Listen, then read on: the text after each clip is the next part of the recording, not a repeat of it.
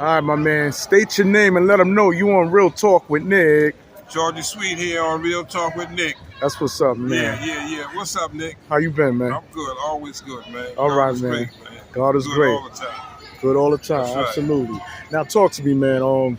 I know you follow the sport of basketball. You used to play the game. Yeah. Tell the viewers what you used to do and how the game of basketball is associated in your life. The game of basketball started right here in this park here. It wasn't like it was now. It was one basket. Okay. And that's how we started playing. All right. And that's how we started playing 3-man. And they gave a tournament one time, and guys came from all over. Church of the Masters, Millbank, the East Side, Uptown, And that's when I first got to play against guys that was playing already. Right. You know what I'm saying? And I represented well. Okay. So now I start getting an understanding what basketball is about. So we play as 3-man, one basket. Right. They playing full court. So they got moves that, but it excited my love for the game. Okay. And so we also had a team here from the housing tournament where we would play other teams. Now we went to Millbank, and that's the first time I played against Joe Hammond. Right. And how was it playing against Joe Hammond? Well, he destroyed me when I was a kid. They brought me up from the juniors to play senior ball because they needed a ball handler. They needed a point guard. Right. So we go over there. So they say, you guarding him. They didn't tell me who he was. They say, you guarding him. So when you met Joe at the time, you didn't know who he was? I didn't know who he was. I didn't know who he was. I seen him play that next summer because they had a 3-man tournament out here, and he came with his crew. He had a crew. They used to come with Jerry West, Joe Robb, Junior Johnson, Cecil Burt, Pump, and that was their little crew. So I seen him play the next year. Actually knew who he was. But the first year, we went over there. I didn't know. They just said, you guard the slim guy. Right? So I'm sizing up and down. I can handle that. But what he did, he didn't have all that yet. He was just to move around the court and pull up off the pick. And he slayed me for 35, man. So when we come back from the game, they laughing. Oh, because they knew. They set me up. They set you up. I'm the rookie. They set me up. Okay. They said, man, you know who that was? I said, nah, man, y'all just told me to guard him. You know how we do. They said, well, I was dirty hands. Joe Hammond. I said, man, y'all some dirty motherfuckers. Oh, man. Shit. So you ain't getting no points scored on Joe? No, huh? Oh, no, I did what I was supposed to do. I handled the backcourt, brought the ball up, and gave it around. But on the defensive side, he just did what he was supposed to do. When you fight the mosquito, you take a sledgehammer. Yeah. And that's what he did. I was the mosquito. He was the sledgehammer. Damn. Now, what position you said you played again? Point guard. Point guard. All right. Now, who are some of the greats you played against? I know you mentioned Joe. Oh, man, I played against everybody. That was everybody, man, in Harlem. Anybody you know is Harlem or was in a pro record from 74 to 81, 80. I played against him. Played against Earl the Pearl? Earl stopped playing. He wasn't playing then. He wasn't playing. Some of the pros that stopped playing in the park, so we went up to, Henry Bibby, Tiny Archibald, Charlie Chris. Who else was playing? Some boy from the Knicks, the guard from the Knicks. They had World Free, who was going free at the time. So we played against everybody. I mean, we played against everybody, man. Right. And that's what it's about. Basketball. Right. Basketball was our life. We ate and lived it. So the program didn't fascinate a lot of us. We knew Oscar Robertson, we knew Jerry West, Elgin Bell, them type of dudes. But it wasn't like because it was coming on TV. So, once a week or something, so one night we'd run upstairs like now, the game wasn't even like that. Okay. So when we talk about point guards, right? Yeah. You said you play that position, man. Yeah. I always ask street ballers, right? Yeah. Which is more effective, man? NBA, becoming a pro, or making it to Rucker? Because playing Rucker, man, that meant something, man. They just wasn't. No, but that's a fool's paradise because when God gives you a gift, you're supposed to take it to the highest level. Right. When God gives you a gift, you take it to the highest level, and the highest level would be pro basketball. Right. And nobody, don't let nobody fool you or tell you something different. That's what it's about, Okay. you know. So listen, I got 2 or 3.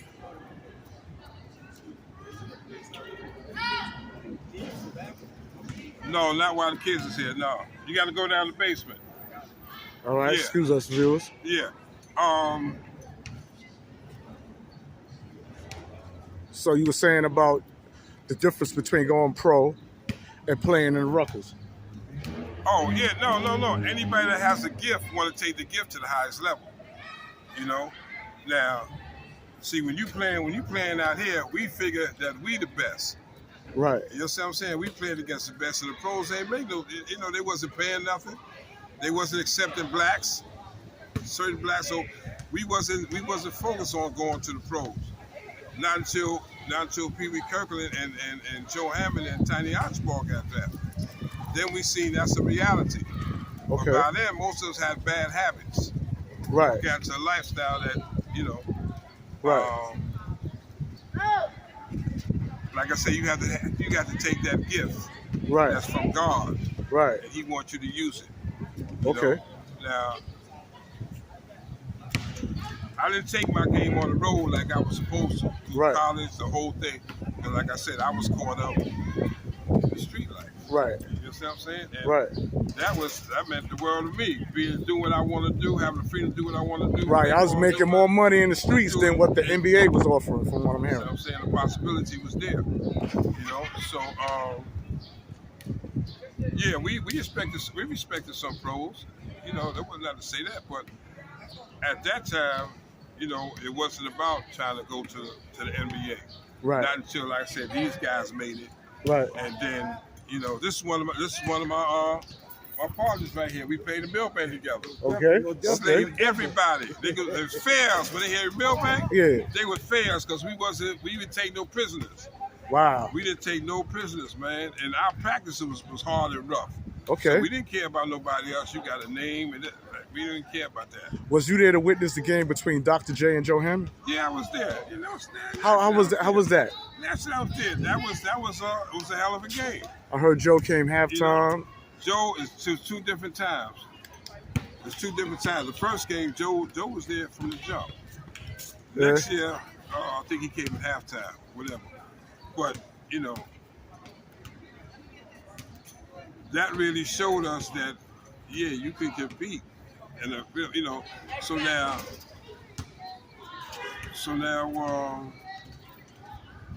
yeah, that wasn't one of the best games I've seen. I mean, if you came up in that time, any game in Harlem you go to, something could happen that would be fascinating that you'd never see in the pros. Right. I've seen games that I've never seen a pro duplicate. You know, but I know basketball. Okay. I know skill. All right. And I know gifts. So certain guys that you see in the pros, you got to respect what they did and what they do. Okay. They're very good. Okay. Even though the competition might be unbalanced sometimes, and you know, and the guys that they're playing against is not really pros dedication, you know? Right. You got to be an athlete to be a pro. You got to be an athlete. You got to be building your body up. Yeah. I never did that. I just played when we had a game. You know, I ran sometime, got in shape. But like Joe was telling you, when we came and get him that time, his thing was if he didn't do 5 miles, if he wasn't up to running 5 miles, he wasn't gonna play. So that was his standard. To get to doing 5 miles a day, then he knew what he could do on the court. Okay. See? All right. And let my viewers know that me and Joe Hammond, we pieced it up. It's all love. Oh, yeah. The reason we having this conversation right now because of what happened with you and Joe Hammond. Right. The altercation y'all had at the Kennedy Center. Yeah. At the Kennedy Center. And I heard about it, and I contacted you. Right. You know, because I know Joe is not like that. Right. And I know that you a young man trying to build you a brand. Right. You know what I'm saying? So it's all love, man. So it's all love. We family. Okay. And we older than you. Right. I just made 71. Okay, I just turned 50, man. Yeah, so we older than you. Right. So when we come up, the older look out for the younger. Pastor Patan, that's what I'm talking about, man. And no matter whatever it is, we got to. If you young and you in the game, the street Right. game, I have a certain obligation to try to steer you to certain things, hip you to certain things, and make sure you don't. You know what I'm saying? It was just natural with us coming up. Right. You know, you would have a dope fiend come in this park right here and sit us down and give us wisdom. Right. You understand? And come and check on us as we play every week or every so often, every month. What's up? What's going on with y'all? Yeah. Now I want to talk about something that concerns the position you played, man. Said you a point guard. Yeah. I'm a hella fire Knicks fan, man. Yeah. Now, I don't know where your head is at when we speak of these New York Knicks. Yeah. Are you a Knicks fan? I'm not a fan of no pro team. No pro team. No. You just love the sport. I love the game. You love the game. I still love the game. Do you follow the sport? Do you I love watch? to see the game played right. So how do you feel about the Knicks playing the game of basketball? The Knicks, with the Knicks, okay, Boston, Philadelphia, LA, these was teams from way back. They was always in it. They had a program, Red Auerbach. He had a script, how to win. The Knicks came in the 70s and they won 2. So that means you got the script. You beat all them guys. Mm-hmm. Beat all them guys. The Bostons, the Pistons, the Chicagos, and the LA. We beat them. Style. So now, why all these years later, why we can't win? Why we can't be competitive? And what you think is the reason for that? It's upstairs. They ain't trying to win. The people upstairs, they're going to sell tickets whether the Knicks win or not. But so, you would think you're losing money if you got to lose. No, they're not losing money because they got corporate people buying tickets. They sell whole sections, corporate. They're going to always sell out. They're not going to never have a bad season as far as getting money. Getting money. They're not going to do that. So now, what's going to inspire them to win a championship? See, most other teams in certain parts, if they're not winning, people ain't coming. And they're not a city where they can have corporate seats. Right. So they can't lay back. They'll go broke.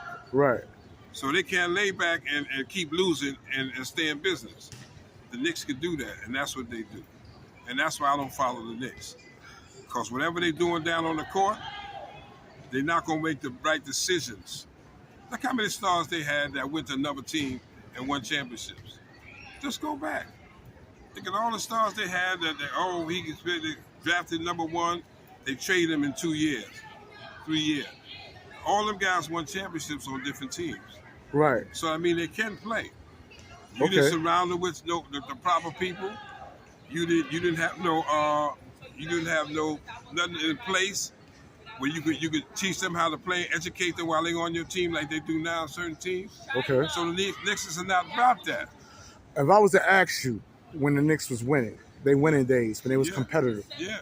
Competitive, excuse me. Yeah. Who would you say is the greatest point guard that ever played a game on the Knicks? Well, they had Earl and Frazier. Earl and Frazier. Earl was a shooting guard, but he was a point guard because he could pass. Right. He could create for himself and get free. So once he get free, the defense have to pull up. Now he could hit whatever he want to do. Same thing with Walt Frazier. Come off the pick, boom, bang, you pull up, you go in, you can drop it off. And their whole team was like a point guard orientated team. Right. Whereas they knew how to pass the ball and wasn't selfish holding the ball. Okay. That's the chemistry that you take and you improve on it. Okay, the basketball games change, the players change. They're shooting further out, this and that. But you still have a concept of how to win and put a team together. When they had Bernard King. Right. All they had to do was surround him with the right people because nobody couldn't stop Bernard King. Now, I don't know if you was aware, I'm pretty sure you were. When Bernard King was on the Knicks, I think Patrick Ewing was there as a rookie. As a rookie. But they got rid of Bernard King because he had got hurt. They had played him so hard, and then Huey Brown come with that defense, and wore him out. He's doing it on both ends of the court, and he got an injury. Right. That was because of Hubie Brown. Okay. You understand what I'm saying? Right. Because if we gonna play defense, yes, we gonna. But the star got us doing on both sides. You can't have us pressing and running up. How you gonna do that? So let me ask you this: if Bernard King and Patrick Ewing hooked the championship, you would have had one. bring in the who else was there? Oakley and some other guys. They had Marvin Webster. Was Marvin Webster still there? Yeah. Marvin Webster. Where was Cartwright? I believe Cartwright was on the Knicks. I would like to think that before he went to the Bulls. Yeah. So you keep all that together, you got a championship in the making. But they don't do that. They split everybody up. They have a hell of a point guard in Mark Jackson. A hell of a point guard in Mark Jackson. You know, if he'd have played and been on that team, come on. And then you got shooters. Yeah. That's the chemistry. Some say Mark Jackson need to be the Knicks coach, and that if he he knows the game. Right, especially when we speak of point guards. Yeah, he knows the game. Now, Joey Sweet, do you follow the Knicks players of today? When I speak of players, like Emmanuel Quickly? No. You don't know about the players today? No. Carl, what's up? You don't even know about a player, if I was to mention Donovan Mitchell? No, play on Utah. I don't follow them guys. You don't follow them at all. I hate. I'm a basketball. What's up, baby? Plays. I love basketball. I'm not a fan of basketball, but I'm gonna watch everything and anything and follow anybody. Okay. You know what I'm saying? It's nobody coming out. There's nobody coming, and I don't really follow college basketball no more. You know what I'm saying? I got to see you play one time, and then I said, okay, I'm gonna follow this guy and see where he go.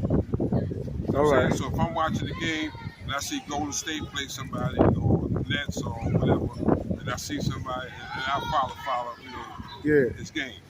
But I don't search out and follow. I don't do that. I don't have time, and I don't have the love for the basketball like that. Okay. And once again, you said the Knicks' problem is that they know they're going to sell tickets regardless. They have no inspiration, no desire to make sure that on the court is producing. See, if they wasn't getting no corporate seats and they had to put fans in the seat, they'd have a chemistry on that court where they win it and they're in the playoffs every year. And in the championship every other year or whatever, just like them other teams. Okay, Joey Sweets, what do you say to those who say that the Knicks is cursed concerning Patrick Ewing draft? No, I don't know about curse. It's not a curse. I mean, you got Patrick, you got one of the greatest players. How did you use him? He was scoring. He didn't elevate this game because he didn't have to. See what I'm saying? A lot of times he could have pulled back and let somebody else score. He was doing most of the scoring.